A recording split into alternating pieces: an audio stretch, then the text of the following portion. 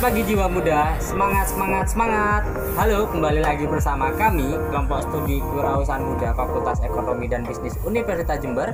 Pada kesempatan kali ini, alhamdulillah nih, kita bisa bertemu pada podcast bisnis episode ketiga.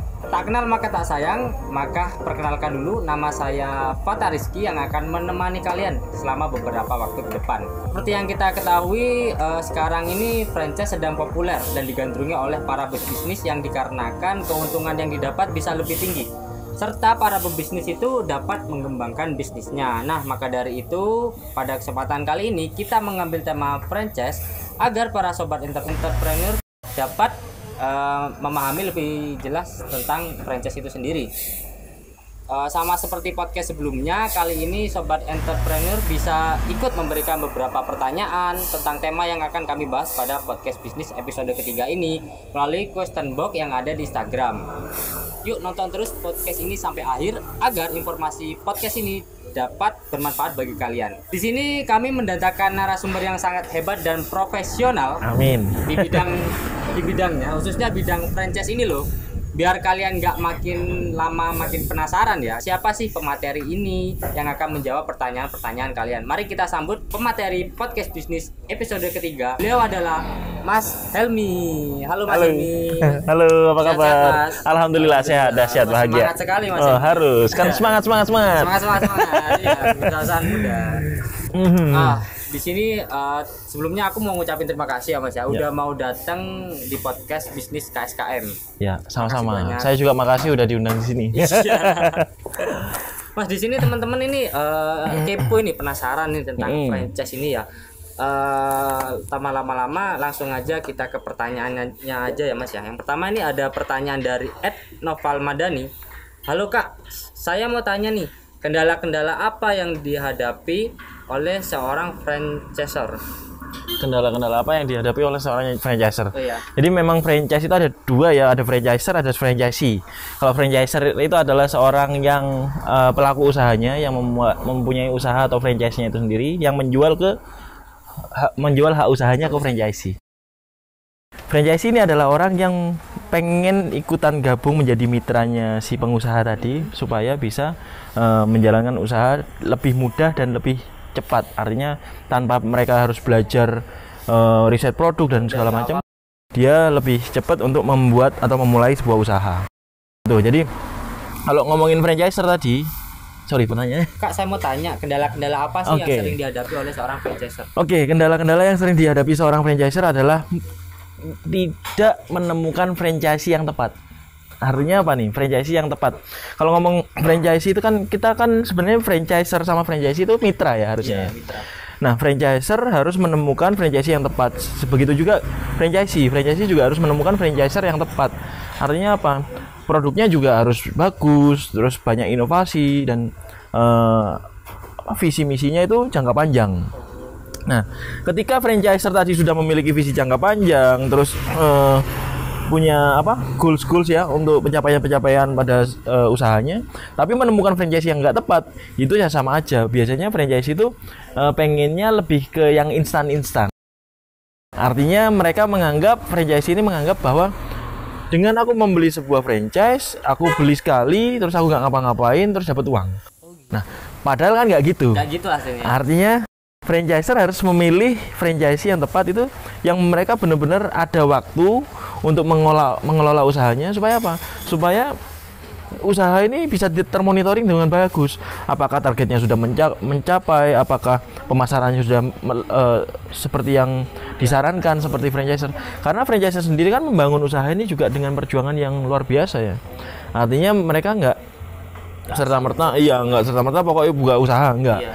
Karena dia juga memikirkan gimana usahanya ini bisa bertumbuh dan berkembang. Nah, sedangkan franchisee orientasinya cuman caranya pokoknya aku oleh duit.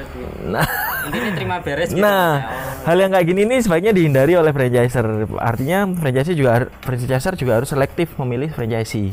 Franchisee yang seperti apa? Franchisee yang minimal. Yang di sini kalau Helmi sendiri itu kan memang produknya Helmi itu Makarina ya. Yeah, Makarina. Jadi Makarina itu memang kita membuka franchise bukan kemitraan ya. Kemitraan. Enggak kemitraan dengan beberapa franchise. Kita sudah ada 9 cabang, yang 3 punya saya sendiri, yang 6 ini ada di luar kota seperti Bondowoso, Lumajang, Klakah, Surabaya, Tulungagung sama Solo. Jadi kalau untuk join jadi Makarina franchisee itu harus ada syarat-syaratnya. Ya, pertama yaitu ini memiliki modal yang cukup. Nah, terkadang orang itu franchisee itu punya uang 10 juta misalkan. Nah, terus dia beli paket franchise 10 juta.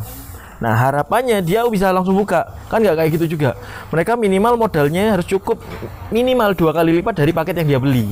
Jadi kalau misalkan dia mau beli paket harga yang 10 juta, minimal dia harus punya 20 juta. Kenapa? Karena kan masih ada sewa tempat, masih ada gaji pegawai minimal 3 bulan sampai 6 bulan ke depan. Gimana caranya gaji pegawai ini udah di cover di luar dari omset itu sendiri. Karena kalau ngomongin ini gaji pegawai itu kita talangin dari dana omset, bisa jadi kan kita nggak pernah tahu ya. Bisa jadi di 1 sampai 6 bulan nanti berhasil. Atau 1 sampai 6 bulan nanti nggak jalan nih pemasarannya, akhirnya malah pusing kan, pegawai gak kebayar, sewa tempat nyicil.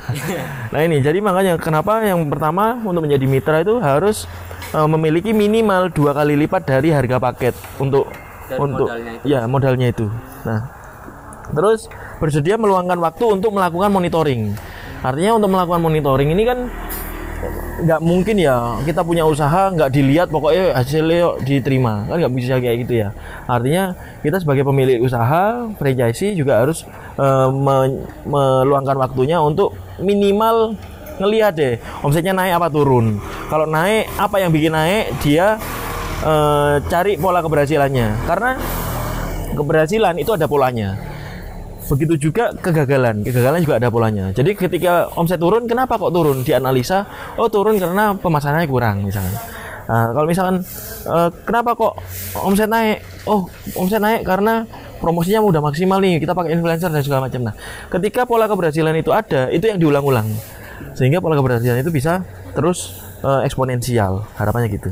Terus yang ketiga, memahami resiko-resiko bisnis. Artinya itu tadi ya, artinya kalau misalkan kita ngomongin kenapa sih kok harus 2 kali lipat modalnya kita, ya itu tadi, karena kita nggak pernah tahu nih 1 sampai 6 bulan ke depan bisa jadi kita semangat ya, omsetnya bagus, tapi bisa jadi juga omsetnya nggak nutut untuk gaji pegawai, nggak nutut untuk sewa tempat. Nah ini yang harus hati-hati, artinya perlu ada resiko bisnis itu harus paham.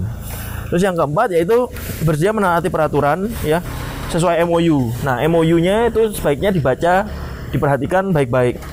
Ya, pastinya franchiser itu nggak pernah menjebak si franchisee untuk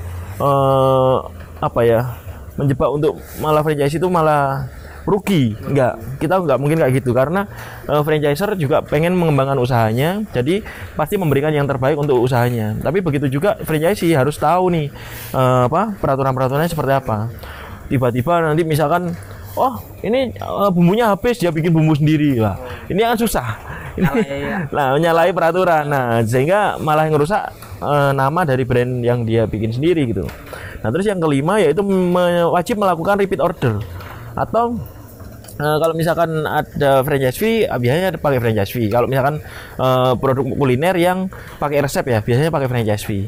Cuman kalau misalkan tanpa franchise fee, biasanya dia akan wajib melakukan repeat order ke pusat. Misalkan pembelian bahan bakunya atau mungkin pembelian bumbunya itu harus tetap sesuai peraturan yang ada. Nah, terus jarak minimal antara outlet itu minimal 2 km. Supaya apa? Supaya nanti kalau misalkan di Jember sudah buka 1, terus buka lagi 1. Loh Mas, kok buka lagi 1? Oh iya kan jaraknya 3 km, masih aman sesuai dengan perjanjian di awal, seperti itu. Jadi memang suka dukanya adalah si franchiser tadi banyak yang tidak menemukan franchise yang tepat, sehingga justru usahanya malah jadi gak berkembang, malah justru malah rusak brandnya ya. Iya, karena dirusak sama franchise itu sendiri. Kurang lebih kayak gitu Mas. Oh iya, waduh keren sekali. Ini ada lagi Mas, yang kedua dari @ega_nailai. Apa sih yang seharusnya dilakukan seorang franchisor jika produk franchise-nya ada yang menyerupai? Oke, gini ya, kalau ngomongin zaman sekarang tuh apa sih yang nggak ditiru ya. Iya. Ya, orang sukses sedikit pasti ditiru ya. Iya, iya. Orang jualan es kopi kekinian sukses ditiru semua, buka sukses apa? Buka es kopi susu kekinian gitu kan. Nah, tapi kalau misalkan kita ngomongin ada produk yang sekiranya itu sudah banyak ditiru, artinya produk ini ada di pasar yang berdarah-darah. Jadi pasar itu ada 3 sebenarnya. Ada pasar yang potensial, ada pasar yang tertidur, sama ada pasar yang berdarah-darah. Nah, ketika kita banyak kompetitor atau produk sejenis dan di situ terjadi perang harga, ini akhirnya masuknya ke pasar yang berdarah-darah. Kita mau jual murah, kita loro kabeh ya kan nggak oleh labane. Kita mau jual mahal dibandingkan sama kompetitor. Kompetitor ada itu yang lebih murah gitu kan. Iya. Nah, kalau misalkan produk kita mahal tapi rasanya so-so, ya orang pasti pindah ke kompetitor. Tapi kalau kita ngomongin rasanya yang enak dan harganya mahal, ya bisa jadi ada apa ya?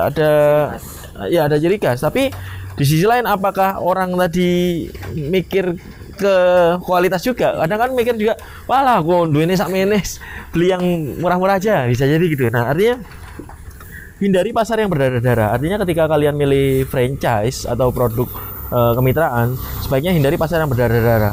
Kenapa? Karena pasar yang berdarah-darah ini ya bikin kalian sakit semua gitu. Nah, seperti yang dicontohkan tadi, kalau misalkan ini udah banyak yang ditiru gimana? Sebenarnya gak masalah sih. Contohnya ini ya, kita ngomong kebab lah. Ya, kebab itu, apakah kebab ini berdarah-darah? Menurut saya ini kebab ini masih potensial gitu. Artinya apa potensial? Kita jual kebab harga 18.000, kita jual kebab harga 20.000, selama produknya masih enak, itu masih bisa diterima gitu loh.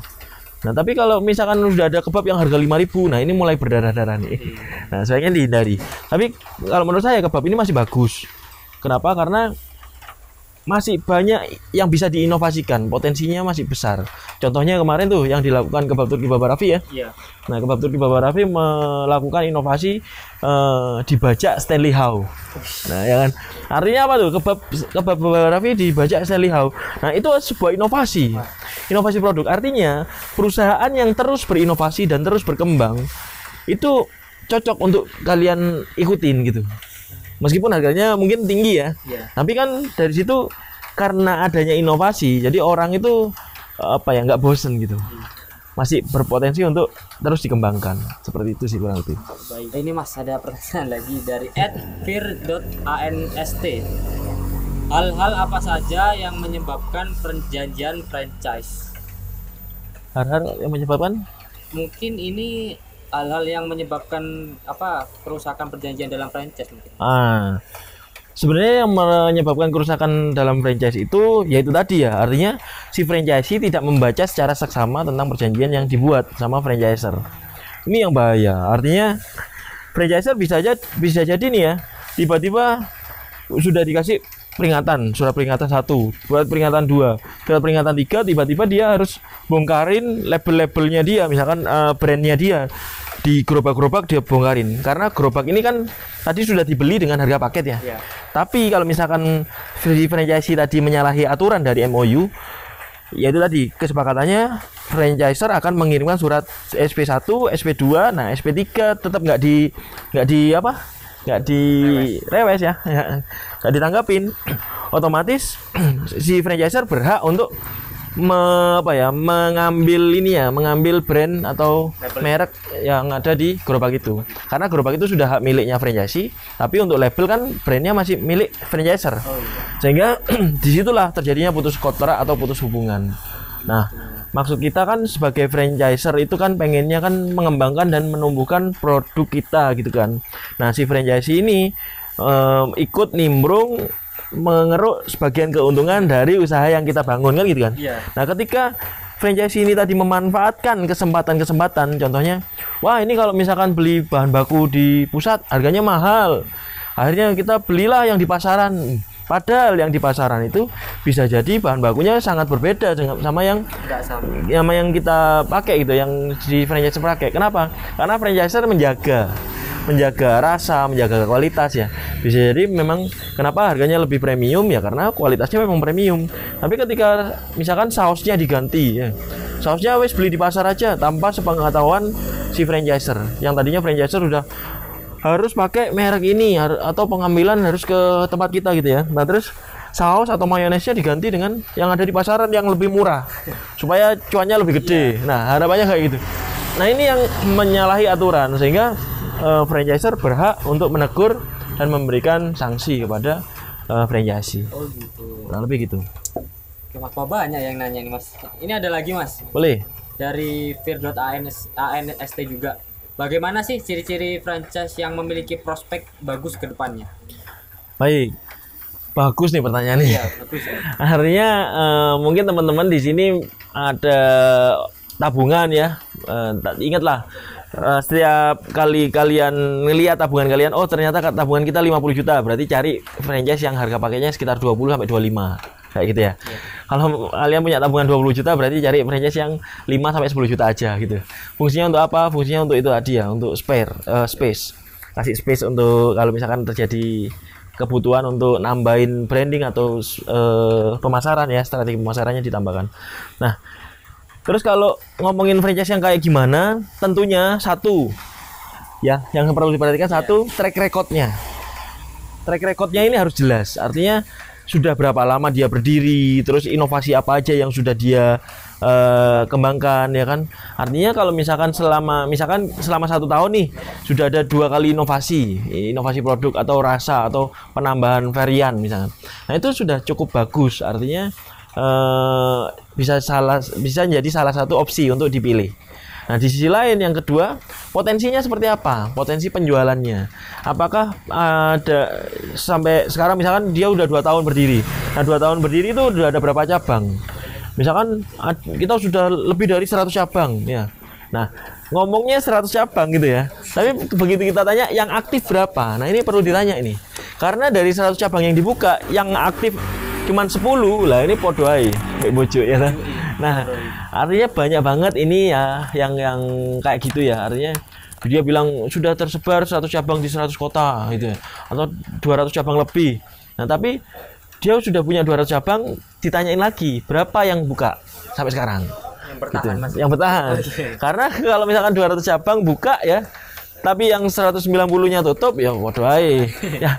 Nah, ini yang benar-benar kalian harus perhatikan. Jadi track record ya. Track record mulai kapan dia berdiri, terus inovasi apa, dan juga itu tadi berapa cabang yang sudah dibuka dan masih bertahan sampai sekarang. Nah, itu yang perlu terus kalau dilihat lagi untuk cabang-cabang yang bertahan tadi itu sudah omsetnya sampai berapa, terus balik modalnya di bulan keberapa rata-rata.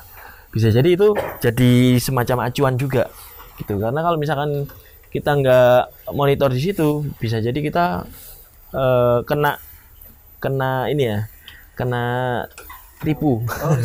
Artinya di kemasannya sangat bagus gitu ya kan, sekarang banyak banget tuh kemasannya tampilannya bagus banget ya, tapi begitu kita jualan loh kok sepi ya, kok nggak ada yang beli. Nah bisa jadi dari produknya bisa jadi kurang berkualitas, atau mungkin produknya tidak konsisten rasanya, bisa jadi kayak gitu. Tuh jadi banyak sih yang perlu diperhatikan, kurang lebih itu dulu poinnya itu ya. Baik Mas, ini ada lagi Mas dari @lailagia16. Menurut Mas Helmi sendiri, apa sih strategi gitu agar franchise itu berjalan dengan baik dan bisa berkembang dengan pesat? Menurut Mas Helmi? Ya kalau menurut saya sih karena ini sifatnya kemitraan ya, artinya kerjasama atau bermitra. Artinya bermitra ini ya gimana caranya kedua belah pihak ini benar-benar saling bersinergi dan saling membangun nih. Artinya kepentingan dari dua belah pihak ini benar-benar nyampe ke visinya gitu loh. Visinya si franchiser membesarkan usahanya, visinya franchisee-nya adalah membantu membesarkan usahanya si franchiser. Gitu.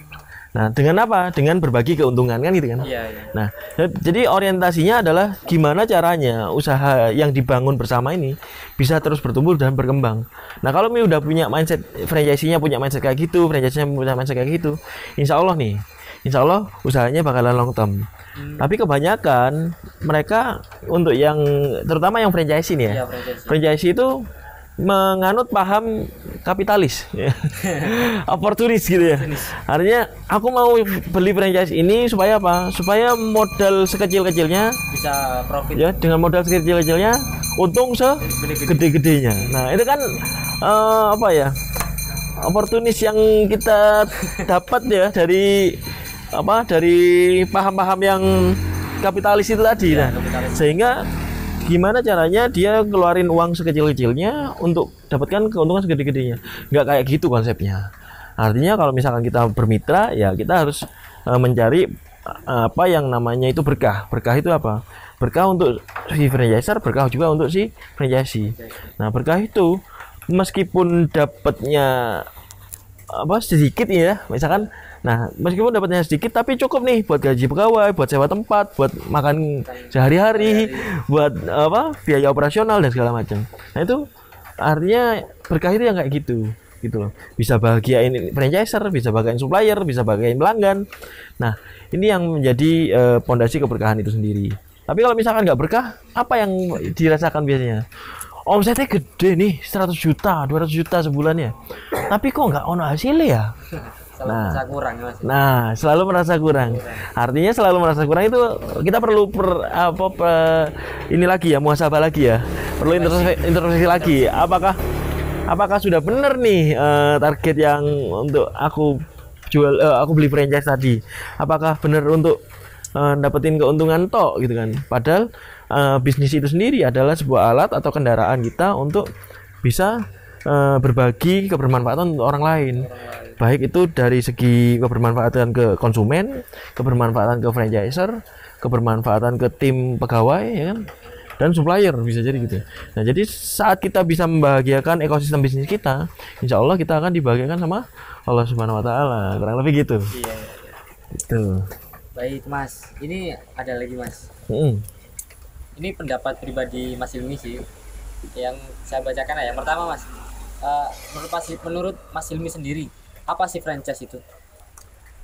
Franchise itu sebuah peluang usaha kemitraan ya, yang dibangun antara franchisee dan kesepakatan franchiser untuk mengizinkan produknya dikembangkan atau dibantu pasarkan oleh franchisee. Sebenarnya itu. Artinya ketika mereka kedua belah pihak ini semakin saling sepakat, maka kerjasama itu terjalin dan terbentuklah peluang usaha yang dikerjasamakan antara dua belah pihak ini. Ini ada lagi, Mas. Bagaimana cara membedakan franchise dengan waralaba? Membedakan franchise sama waralaba? Sebenarnya sama aja ya. Sama aja ya, Mas. Menurut aku sih sama aja. Sama aja. Ya, menurut aku sama aja. Dilihat dari sisi mananya, Mas? Karena kalau ngomongin dari segi bahasa aja sih, kayak gini, kemitraan, franchise, waralaba, ya sama aja sih sebenarnya. Itu yang aku tahu. Cuman mungkin perbedaannya bisa jadi kalau franchise itu benar-benar yang diurus sama franchisee. Jadi franchisee ini mengatur bisnis yang dari brandnya franchiser. Franchisee ini mengatur mulai dari pemasarannya, terus itunya bagi hasilnya sama pegawai, gaji pegawai, itu semua yang ngurus si franchisee. Nah tapi kalau waralaba bisa jadi lebih ke orang menginvestasikan uangnya untuk beli waralaba, misalkan beli waralaba Indomaret gitu ya. Nah Indomaret itu semua manajemen, sistem penggajian dan segala macamnya itu diurus sama si pihak Indomarko. Nah jadi pewaralaba atau kalau franchise kan franchisee.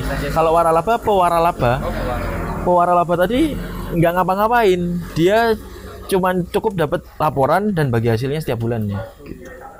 Bisa jadi kayak gitu. Oh jadi itu ya, Mas, yang membedakan antara franchise dengan waralaba. Ini nggak ada bedanya ya? Sebenarnya sama-sama bermitra, cuman beda konsep manajerialnya aja. Oh gitu. Baik, Mas, selanjutnya ada lagi nih. Ya. Bagaimana cara memulai bisnis yang baik dengan sistem franchise? Cara memulai bisnis dengan sistem franchise. Cara memulai bisnis sama dengan sistem franchise ya, yang pertama itu tadi ya, si franchisee memang harus tahu betul tentang produknya. Jadi bukan sekali dua kali dijelaskan sama si franchiser terus ya wis langsung beli ya, terus moro-moro tanda tangan MOU kayak gitu ya. Artinya si franchisee juga dibaca dulu MOU-nya, kalau perlu dibawa pulang dulu, baik ini saya bawa pulang dulu, nanti kalau misalkan cocok saya DP misalkan gitu ya. Atau mungkin biasanya franchiser menyuruh DP dulu misalkan 1 juta, MOU-nya boleh dibawa misalkan gitu. Gak masalah kalau misalkan memang kita sudah yakin ya, kita DP 1 juta terus MOU-nya dibawa, benar-benar dipelajari satu persatu pasalnya dibaca. Nah, ketika ada pasal yang memberatkan si franchisee atau mungkin pasal yang memberatkan si pemilik modal tadi, bisa jadi ini perlu direvisi. Gak masalah juga, toh ini kesepakatan dua belah pihak ya. Jadi besok datang lagi ketemu, Mas maaf untuk pasal 7 ini sebaiknya diganti bisa ya, karena menurut saya ini one prestasi misalkan gitu ya. Nah, gimana kalau pasal 7 ini bahasanya diganti jadi gini.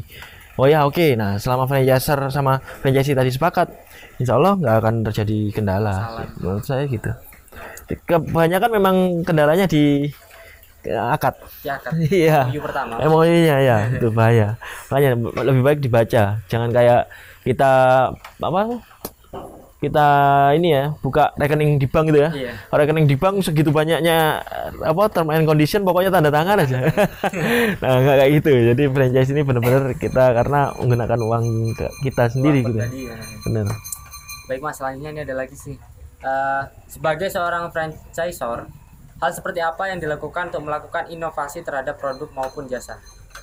Oh, inovasi ini banyak banget ya. Artinya benar. Artinya dengan segala kondisi ya, misalkan nih kayak ini nih, aku sedikit cerita sama ini yang zaman sekarang nih ya. Zaman sekarang tuh kita dihadapkan sama fenomena yang cukup menarik. Nah, semua para franchiser itu berlomba-lomba nyari brand ambassador. Nah, boleh nih kita pakai brand ambassador, tapi hati-hati juga ya. Kadang brand ambassador itu juga fungsinya benar untuk menyebarkan produk kita supaya lebih luas ya. Tapi hati-hati juga karena brand ambassador itu sendiri selain punya fans, dia juga punya haters. Nah, begitu hatersnya itu tadi nyeplos ya di para netizen itu nyeplos tentang hal-hal yang nggak disukai gitu. Nah, ini bisa jadi berpengaruh sama produknya sendiri. Nah, itu yang perlu diperhatikan sama franchiser ketika berinovasi dengan kolaborasi dengan brand ambassador. Tapi di sisi lain, kalau misalkan kita mau inovasi dari segi produknya sendiri, bisa misalkan dari segi varian rasa atau mungkin bentuknya atau mungkin teksturnya ya. Nah, di sisi lain selain rasa, tekstur, bentuk, kita juga bisa inovasi dengan kondisi yang ada. Misalkan yang tadinya offline karena pandemi jadi online. Nah, selama dia bisa beradaptasi ya. Jadi siapa sih yang bisa bakalan menang di dunia ini gitu. Nah, itu adalah orang yang beradaptasi. Ketika kita sebagai franchiser itu terus beradaptasi, terus menginovasi produknya sesuai dengan keadaan lingkungan sekarang, insya Allah dia akan tetap bertahan gitu. Tapi orang yang nggak bertahan adalah orang yang nggak bisa beradaptasi. Artinya di musim hujan dia nggak inovasi, akhirnya mati. itu kebanyakan kayak gitu ya. Jadi benar-benar perhatikan deh, coba cari franchiser yang banyak inovasi dan terus bertumbuh dan berkembang dengan inovasi-inovasi yang dia punya. Lalu begitu. Baik Mas, ini ada lagi Mas. Berapa persenkah minimal pembelian stok produk? Kalau itu tergantung franchise masing-masing ya. Jadi kalau di tempat saya sih, pertama memang harus beli paket kan. Jadi paket saya itu ada yang paket 30 juta. Nah, paket 30 juta untuk bulan ini itu kita ada diskon 10 juta. Jadi dari 30 juta jadi 20 juta aja. Kalau misalkan yang paket 20 juta ada diskon 5 juta, jadi 15 juta aja. Nah, dari paket itu sudah termasuk booth, produk, bahan baku, peralatan lengkap. Nah, itu aja yang kita syaratkan. Nah, di sisi lain kalau misalkan dia harus sewa tempat atau gaji pegawai itu di luar dari harga paket. Nah, terus kalau misalkan untuk repeat ordernya bebas karena menyesuaikan ya. Ketika misalkan ternyata orderan ini kenceng nih. Tadi yang stok di awal yang kita prediksi itu 1 minggu habis ya. Ternyata 3 hari udah habis. Nah, berarti kita langsung order sesuai kayak paket yang sebelumnya. Bahkan kalau perlu beli 2 atau 3 kali lipat dari yang sebelumnya nih gitu.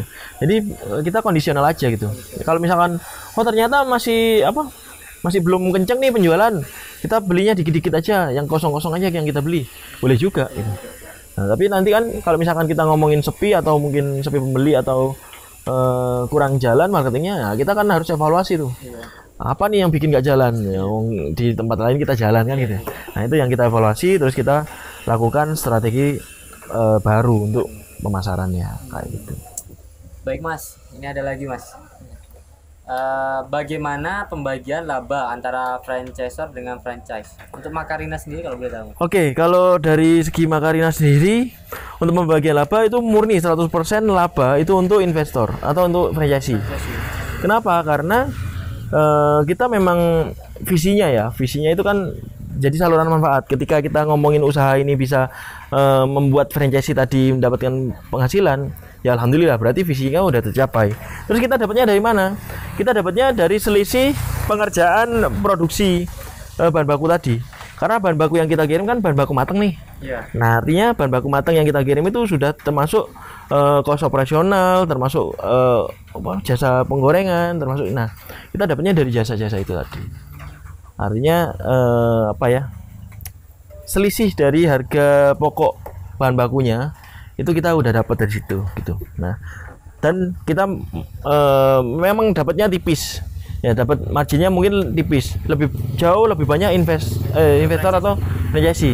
Kenapa kok kayak gitu? Ya itu tadi, kembali lagi visi perusahaannya ini apa? Visi perusahaannya adalah jadi saluran manfaat untuk si franchisee juga gitu. Nah, otomatis gimana caranya franchisee ini dapat keuntungan segede-gedenya. Loh, terus kalau untungnya kita kecil gimana? Ya untungnya kita kecil kan kali banyak. Nah gitu. Artinya untungnya kecil kali banyak ya jadinya banyak. Sekarang kita untung Rp500 ya. Rp500 kali apa? Kali 1.000, Rp500.000. Ya, satu outlet. Kalau kita punya 10 outlet berarti kan 5 juta. Nah, kurang lebih kayak gitulah. Gitu. Jadi makanya itu kenapa kita harus mengembangkan usaha ini semakin besar, karena semakin banyak juga orang yang akan mendapatkan dampaknya. Gitu sih. Baik. Ini pertanyaan terakhir Mas. Boleh. Berapa sering tim konsultan franchise melakukan audit atau kontrol ke cabang franchise? Kalau kita sih sebulan sekali ya, sebulan sekali ada review, kira-kira ada kendala apa gitu kan. Dan rata-rata memang mereka nggak ada kendala sih, kendala itu justru muncul karena yang mereka buat sendiri gitu. Artinya, ya Mas, sepi Mas, udah promosi belum? Belum lah, ya wis. Nah, ya, ayo promosi, yuk kadang kita bantu. Artinya, misalkan nih momen-momen tertentu, kita tahu lah ya di bulan Ramadan biasanya. Bulan Ramadan itu orang memang pengalihan uang saku mereka itu dialihkan untuk beli hijab, sepatu, tas, baju gitu ya. Lebih ke untuk biar bisa lebaran lah gitu. Lebaran kelihatan wah gitu ya. Nah, sehingga untuk konsumsi di snack itu bisa jadi menurun. Nah, siap lebaran itu biasanya kita bikin promo nih. Setiap pembelian 2 bal gratis 1 bal, sehingga ini diwajibkan diadakan kegiatan kayak gini supaya apa? Supaya si outlet mitra kami tadi bisa melakukan promosi, misalkan beli 2 gratis 1 atau mungkin diskon yang tadinya harganya per biji 20.000, nah ini 50.000 dapat 3. Jadi ada promo-promo kayak gitu supaya apa? Supaya produk mereka tetap terjual dan kita bantu subsidi dari kas kita sendiri. Gitu. Oh ya. Jadi kemarin kan saya tuh main ke Jakarta ya. Di Jakarta itu ada pameran IFRA. Kebetulan IFRA itu International Franchise Association apa gitu ya. Nah, intinya dia adalah pameran franchise terbesar di Asia Tenggara. Di Asia Tenggara. Nah, dari situ akhirnya Elmi juga banyak belajar karena kita kan buka stand di situ ya. Kita buka stand di situ difasilitasi dari Kementerian Koperasi. Satu stand itu harganya 35 juta. Dan Makarina dapat gratis. Satu-satunya orang dari Jawa Timur. Nah, dari sini ya kita merasa beruntung juga ya, bisa kenal sama orang-orang kementerian dan bisa diberikan kesempatan untuk tampil di pameran terbesar seperti itu. Dari situ kita banyak belajar. Ternyata kemarin juga di pameran itu kita selain kita punya produk sendiri ya, kita juga sebar brosur kan. Nah, dari situ kita juga ada adopsi brosur-brosur yang sudah ada di sana nih. Contohnya brand-brand gede kayak ini nih. Ini yang paling gede di sana sih brandnya Bapak Raffi ini ya, Bapak Raffi manajemen Bapak Raffi. Di situ ada Sempatin, ada Nyayap, ada apa lagi ya? Banyak pokoknya. Nah, Baba Raffi Group ini. Iya. Ada kontainer kebab, ada ikan, ada nyapi, nyayap, menanti ya. Nah ini semua punyanya Baba Raffi nih. Paket-paketnya udah ratusan juta ya. Ngeri. Ngeri. Tapi justru di situ kita belajar. Ternyata fenomena yang ada sekarang itu adalah semuanya make yang namanya jasa brand ambassador. Nah contohnya nih kita ngomongin Sempatin ya. Sempatin ini ternyata brand ambassadornya siapa? Babe Cabita. Nah Babe Cabita. Terus kayak yang ini Nyayap ya. Mungkin bisa pinjam Mas. Boleh. Teman-teman mungkin lihat. Boleh. Nah kayak Nyayap ini brand ambassadornya siapa? Ken and Great. YouTuber. Ya. Artinya ini sayap Korean barbecue gitu ya. Tuh. Jadi rata-rata mereka udah pakai brand ambassador. Kayak ini pakai Atta Halilintar ya. Itu apa? Ini Hey Cafe. Hey Cafe. Hey Cafe ini ada juga makaroni ya. Jadi setiap pembelian outlet Hey Cafe harga 300 juta. Itu sudah dapat 2 brand, Hey Cafe sama sama makaroni. Hey makaroni. Jadi dapat 2 ini, Hey Cafe sama Hey makaroni. Ya. Nah, dari situ kan ini bayangin jualan minuman kayak gini kita investasi 300 juta ya. Karena apa? Karena brand ambassador ya. Terus rata-rata mereka pakai brand ambassador. Ini pakai siapa nih? Tan Boy Kun ya. Tan Boy Kun, ada Fadil. Ya. Fadil Jaidi ya. Terus ini ada Prilly Latukonsinya. Prilly Latukonsinya ini punya produk apa nih? Nona Manis ya. Nona Manis minuman juga nih. Nah, ini paketnya 90 juta, 150 juta. Wah. Ini kalau dibelikan bootnya Makarina kan dapat 4 ya. Dapat 6 ya, dapat kayak gitu. Nah, jadi ini juga ada Haris Firza ya. Terus ini juga ada Caca. Caca jualan bubur goreng ya. Artinya yang tak lihat, oh ternyata fenomena sekarang itu jasa influencer atau jasa brand ambassador itu sangat dibutuhkan untuk produk-produk ini. Tapi hati-hati juga ya teman-teman ya. Ketika teman-teman menentukan produk, misalkan teman-teman mau menjadi franchise ya, dan menentukan produk franchise apa yang menarik, bukan menarik karena siapa brand ambassadornya, sebaiknya kayak gitu. Karena brand ambassador ini tidak